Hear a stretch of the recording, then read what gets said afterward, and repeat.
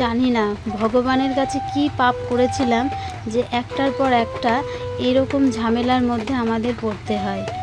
তো এই সকালবেলায় আজকে রান্নাঘরটা দিয়েই আজকের ভিডিওটা শুরু করলাম। তবে কেন রান্নাঘরটার থেকে ভিডিওটা শুরু করলাম বন্ধুরা, তোমরা যদি ভিডিওটার সাথে থাকো অবশ্যই জানতে পারবে।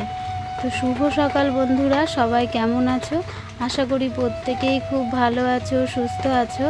আর আমরা একটুও ভালো নেই জানো তো, কারণ ঘুম থেকে উঠেই দেখছি রান্নাঘরটা প্রায় ভেঙে পড়ে যাওয়ার মতো অবস্থা। তাই আর একটুও মনটা ভালো নেই। তাই কি করব ভেবে না পেয়ে রান্নাঘরে যে বাসনগুলো আছে, যেসব জিনিসগুলো আর কি রান্নাঘরে রাখা আছে, তো সেগুলোকে এক এক করে সব নামিয়ে নিয়ে কিছুটা আমার এই নতুন ঘরটায় আর কিছুটা আমার ওই বড় ঘরের মধ্যে নিয়ে এখন রাখবো। আসলে কি বলো তো, যদি ঘরটা ভেঙেও পড়ে তাহলে আমার এই জিনিসগুলো অন্তত বেঁচে যাবে।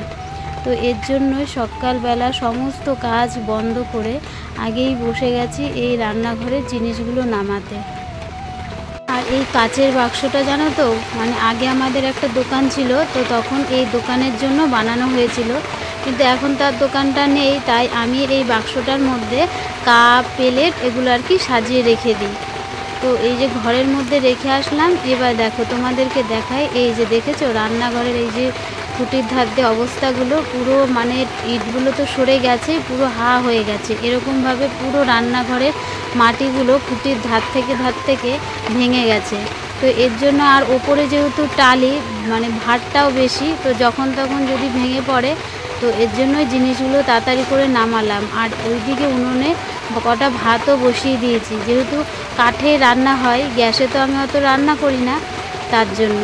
আর এই যে এই সাইডে একটা খুঁটি দেখতে পাচ্ছ, সকালবেলা তোমাদের দাদা ভাই উঠে এই খুঁটিটা দিয়ে একটু ঠেকনো দিয়ে গেছে, যাতে একটু সাপোর্ট পায় যদি দাঁড়িয়ে থাকে ঘরটা, তাই। আর এই যে দেখেছো এই সাইডটা পুরো কাত হয়ে হেলে গেছে। আসলে কি বলো তো, একভাবে তো বৃষ্টি আর আমাদের উঠোনে তো পুরো জল জমে গেছিলো, তো এর জন্য মাটিগুলো পুরো একদম নরম হয়ে গেছে, এমনিই যেন ভেঙে ভেঙে পড়ে যাচ্ছে। আর এই যে টালির চালটা দেখছো, এই চালটা নিচের দিকে নেমে এসেছে, যার জন্য এই যে দরজাটা, এই দরজাটাকেও না মানে ঠেলে দেওয়া যাচ্ছে না, দরজাটা এখন এই চালে আটকে যাচ্ছে, মানে দরজাটাও দিতে পারছি না। তো এই তো রান্নাঘরের পরিস্থিতি। তো বলো কি করে আমরা একটু শান্তিতে থাকি? তো ভগবান যেন আমাদের সব দিক দিয়ে সুখ কেড়ে নিচ্ছে আস্তে আস্তে। আর তোমাদের বললাম এই যে ভারীতেও ভাতটা আগে বসিয়ে দিয়েছি, কিন্তু এখনও অনেক কাজ হয়নি, সংসারের সব কাজই প্রায় বাকি। তো এই যে দেখো পুরো ঘরটার থেকে আমার জিনিসগুলো সব এক এক করে আমি বের করে নিয়েছি, রান্নাঘরটা এখন পুরো খালি। ভগবান হয়তো আমার কপালে সুখ লেখেনি জানো তো। ঘুম থেকে উঠেই দেখলাম রান্নাঘরের ওই অবস্থা, তাড়াতাড়ি করে বাসনগুলো সব ঘরে নিলাম। আর তারপরে একে শাশুড়ি মা অসুস্থ, বৃষ্টির ওয়েদার, আর কিছুক্ষণ পরেই বাড়ির থেকে ফোন এলো যে মার হঠাৎ শরীর খুবই অসুস্থ।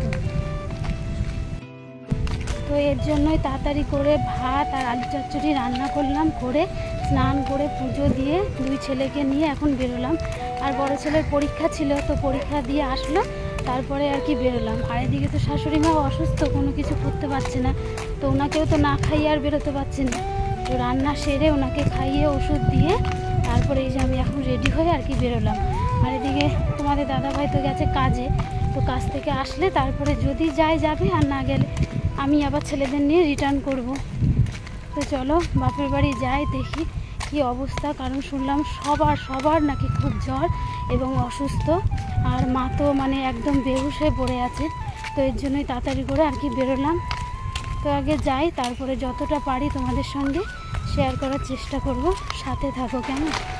তো বাড়িতে এসেই দেখছি যে মা অঘুরে, মানে কোনো হুঁশ নেই জানো তো, মা অঘুরে শুয়ে রয়েছে। এদিকে বৌদিরও কোনো হুঁশ নেই, টনসিল ফুলে গাল পুরো একদম ফুলে রয়েছে। তো যেরকম মার খারাপ অবস্থা সেরকম বৌদির। আর আমি এদিকে রাস্তায় একটু বৃষ্টি হওয়ার কারণে আমার শরীরটাও পুরো ভিজে গেছিলো, তাই এসে তাড়াতাড়ি করে চেঞ্জ করে চলে আসলাম মার ঘরে। তো মাকে এখন একটু মাথায় জল দিয়ে দেব, আর দেখি কিছু খায় নাকি, তারপরে ওষুধ দেব। আর বৌদিকেও ডাক্তারকে ফোন করা হয়েছে, বৌদিকে এসে দেখবে, কারণ বৌদির প্রচণ্ড গা হাত পা কাঁপছে আর টনসিলের ওখানে যন্ত্রণা করছে। ওষুধ খাওয়ানো হয়েছে কিন্তু তাতেও কোনো ফল পাচ্ছি না। তো এর জন্যই। তো বন্ধুরা, ভিডিওটা আজকে এখানেই শেষ করলাম। সবাই ভালো থেকো, সুস্থ থেকো আর সাবধানে থেকো, কেমন?